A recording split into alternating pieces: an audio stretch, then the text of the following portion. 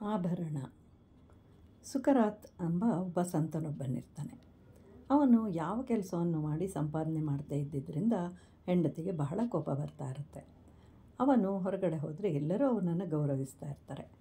ಅವನು ಒಳ್ಳೆಯ ಮಾತುಗಳನ್ನು ಮಾತನಾಡ್ತಾ ಇರ್ತಾನೆ. ಒಂದು ಊರಿನಲ್ಲಿ ಸಣ್ಣದೊಂದು ಗುಡಿಸಲು ಇತ್ತು. ಅದರಲ್ಲಿ ಒಬ್ಬ ತಾಯಿ ತನ್ನ ಮಗಳೊಂದಿಗೆ ವಾಸವಾಗಿರ್ತಾಳೆ. ಒಂದು ದಿನ ಮಗಳಿಗೆ ಸುಂದರವಾದ ಆಭರಣವೊಂದನ್ನು ಹಾಕಿರ್ತಾಳೆ.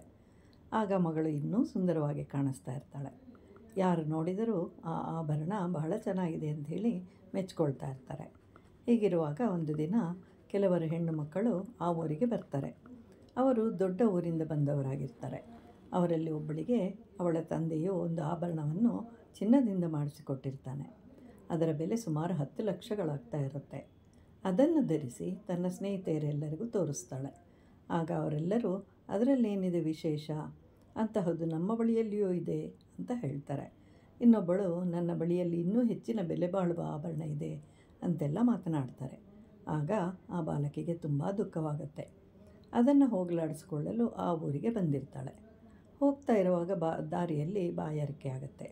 ಹತ್ತಿರದಲ್ಲಿದ್ದ ಆ ಗುಡಿಸಲಿಗೆ ಹೋಗಿ ಸ್ವಲ್ಪ ನೀರನ್ನು ಕುಡಿ, ಬಾಯಾರಿಕೆ ಆಗಿದೆ ಅಂತ ಕೇಳ್ತಾಳೆ.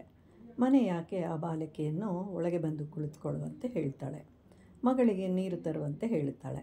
ಮಗಳು ಆಭರಣವನ್ನು ಧರಿಸಿರ್ತಾಳೆ. ಆದರೆ ಬಟ್ಟೆ ಹರಿದಿರುತ್ತೆ.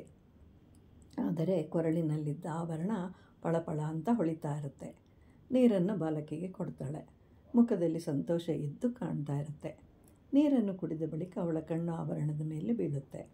ಬಹಳ ಚೆನ್ನಾಗಿದೆ ನಿನ್ನ ಆಭರಣ, ಅದರ ಬೆಲೆ ಎಷ್ಟು ಅಂತ ಕೇಳ್ತಾಳೆ.